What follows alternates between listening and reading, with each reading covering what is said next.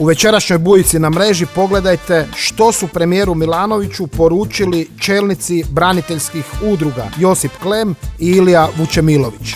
Ne može se dogoditi da Josić zajedno sa Vukovarcima pređe 300 km i dođe pred hrvatsku vladu i da ga tamo ne primi.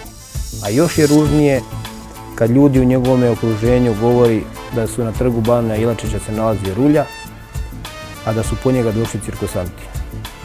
Međutim, ti cirkusanti, moram vam reći, da kad tad će pitati oči u oči da vidimo šta je to određena gospoda, šta su mislili po tim terminima. Nevjerovatna mi je činjenica da mi 20 i koju godinu poslije imamo danas ljude koji Hrvatsku našu slobodnu i nezavisnu i dan danas nisu prihvatili. Mreža TV vam predstavlja Bujicu Velimira Bujanca, provokativniju i uzbudljiviju nego ikada do sada.